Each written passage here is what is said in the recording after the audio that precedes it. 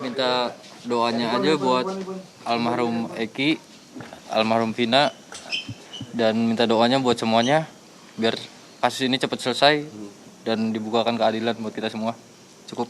Alasannya apa? Menjadi saksi kunci. Alasan dari pribadi. Saksi kunci. Yang mendorong Karena dipanggil dari Polda. Juga saudara dengan almarhum sedekat apa sih, bisa diceritakan sedikit? Oh, sudah kayak adik kakak dulu, kayak saudara. Bapak dan mamahnya juga udah tahu saya. Pernah curhat nggak? Masalah curhat ya agak tertutup. Tertutup. Iya. Baik soal asmara atau geng motor itu pernah curhat? Asmara dan geng motor, saya kurang mendalami juga dan tidak tahu juga. Ini lebih dekat ke Eki atau ke Vina? Ke Eki. Pernah nginep bareng sama Eki? Iya, di rumah. Di rumah Eki. rumahnya Eki? Iya. Ya, oke ya. Kan nantinya ke pokok perkara, kasihan.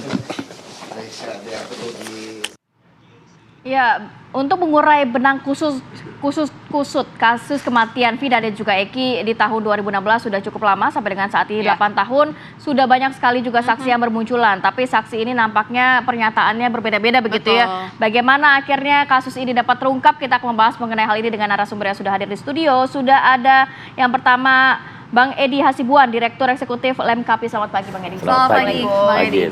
Kemudian juga Bang Ibnu Mazjah, anggota Komisi Kejaksaan 2018 sampai dengan 2023. Selamat pagi, Assalamualaikum. Selamat pagi. Waalaikumsalam warahmatullahi wabarakatuh. Kemudian juga akan bergabung bersama kami nanti ada Bang Palmer Situmorang, praktisi hukum, dan juga Dr. Yudi, yakni dokter forensik. Assalamualaikum, selamat pagi Dr. Yudi. Selamat pagi. Selamat pagi. Baik. Saya mau ke Bang Ibnu dulu Bang. Kalau ini kan melihat Anda pernah menjabat juga di tahun 2018 sampai dengan 2023, di mana kasus ini ternyata juga pastinya setelah dari pihak kepolisian sampai dengan persidangan, kemarin juga dari salah satu praktisi hukum mengatakan harusnya juga ada secara terang benderang, jangan sampai ada peradilan sesat. Sejauh ini kalau untuk di Kejaksaan sendiri Bang, kasus ini seperti apa sih sebenarnya? Pertama-tama ya, kaitan dengan yang tadi dikatakan sebagai benang kusut ya, perkara Vina ini juga perlu disikapi. Kita sering atau bahkan sering mendengar ya istilah bahwa ada kejahatan yang sempurna. Tetapi juga di samping ada kejahatan yang sempurna, kita juga menjadi padanannya adalah kejahatan yang tidak sempurna. Ya. Yeah. Nah, apa ya kejahatan yang sempurna itu? Ada ternyata masih banyak kejahatan yang tidak terungkap kan di dunia kriminal kita. Salah satu contohnya misalkan kasus mutilasi di Jembatan Semanggi waktu itu di tahun 80 atau 90-an. Nah, itu juga menjadi pertaruhan untuk kasus Vina ini pada penegak hukum, apakah memang penegak hukum itu mampu untuk mewujudkan suatu kepastian hukum yang berkeadilan ya, dalam konteks dunia hukum itu sendiri. Nah, saya tadi agak koreksi, saya di Komisi Kejaksaan tahun 2019 sampai tahun 2023 ya. Oke, 2019 ya, bukan 18 ya. Nah, ketika kasus ini secara normatif saya katakan bahwa proses penyidikan itu memang tidak terlepas dari proses penuntutan. Artinya proses penuntutan itu melingkupi juga proses penyidikan. Nah, kalau ada sesuatu yang tidak ideal, tentu bukan hanya proses penyidikannya saja yang tidak tepat gitu ya, tetapi juga ada masalah di proses penuntutannya. Karena penuntutan dan proses penyidikan itu adalah satu rangkaian. Ya juga harus dipertanyakan mengapa timbul permasalahan seperti ini, ya tentu harus ada koreksi di internal dalam lingkup penuntutan yang menjadi ranah tugas dari kejaksaan. Nah, artinya penuntutannya itu ada yang hilang atau ada yang tidak komprehensif secara lengkap sehingga menjadi bias hingga saat ini begitu? Ya, permasalahannya memang yang diatur di dalam hukum acara kita, hukum Undang-Undang Nomor 8 Tahun 1981 ya. Ini memang pengaturan masalah penuntutan ini sangat terbatas, lebih kepada pengaturan yang terdapat di dalam proses penyidikan.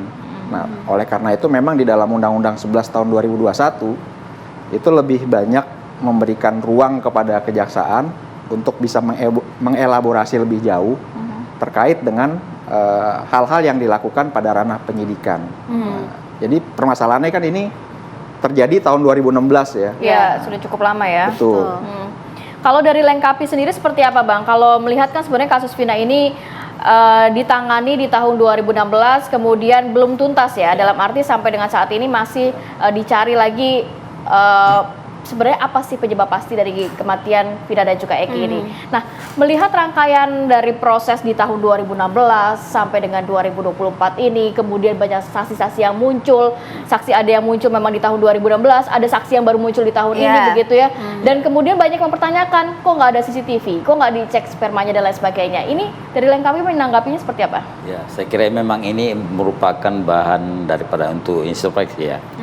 Bahan pembelajaran kepada jajaran Polri ya, termasuk bukan hanya Polda Jawa Barat, tetapi juga ini akan menjadi pembelajaran buat Polda lainnya. Kenapa demikian? Karena di dalam memang penyelidikan ya, kemudian penyidikan, dilakukan penangkapan, sampai proses kepada pengadilan ya, memang kadangkala tidak semua pelaku itu ditangkap, berhasil ditangkap ya. Kemarin di 2016 itu ditangkap 8 orang, kemudian ya, yang salah di sini adalah harusnya memang walaupun misalnya sudah tangkap 8 ya, kemudian yang lainnya harus tetap dicari ya. Tapi memang kita harus akui bahwasanya untuk mencari pelaku itu tidak mudah ya, tidak mudah karena banyak kendala-kendala ya, termasuk mungkin hilangnya mungkin salah satu pelaku atau apa ya. Kemudian di sini adalah setelah ini rame baru akhirnya dicari ya. Ini juga lah ya sebetulnya yang membuat masyarakat itu iya gitu ya. Tetapi semua ini bisa dijawab. Karena kalau kita lihat saat ini tersangka PG juga saya lihat melakukan bantahan ya. Dia bahkan masyarakat juga ikut juga memberikan apa. Tetapi ini semua bisa dijawab dengan adanya ketika polisi menggunakan scientific investigation ya, artinya penyidikan ilmiah. Pengakuan boleh berubah ya. Pengakuan boleh berubah, boleh dicabut, tetapi yang penting sebetulnya ada scientific investigation, penyidikan ilmiah yang bisa betul-betul bisa dipertanggungjawabkan hukum ya. Nampaknya itu scientific crime investigation tidak cukup kuat ya dalam kasus ini ya. Sehingga saksi-saksi ini akhirnya dimunculkan dan diminta keterangan begitu. Ya, sebetulnya memang kalau misalnya itu dulu kuat, misalnya dulu ya, itu tidak akan merubah apa-apa. Walaupun misalnya ada sekarang perubahan pengakuan ya, kemudian ada juga saya lihat saksi juga ada yang berubah apa ya pengakuan juga ada ya, yang mencabut ada yang mencabut ya. Ini tentu akan menjadi bagian daripada gitu. dinamika ya di dalam hal proses kasus ini. Dia yang pasti adalah melihat daripada harapan masyarakat, kemudian ada kecurigaan masyarakat. Saya kira Polri harus bisa menjawab apapun juga yang menjadi keraguan masyarakat tadi, harus bisa dijawab Polri agar betul-betul bisa memberikan keyakinan kepada masyarakat bahwa kasus ini betul-betul sudah dilaksanakan dengan baik ya. Termasuk saat ini kalau kita lihat, kita harapkan agar penyidik Polda Jawa Barat itu segera melakukan rekonstruksi ya.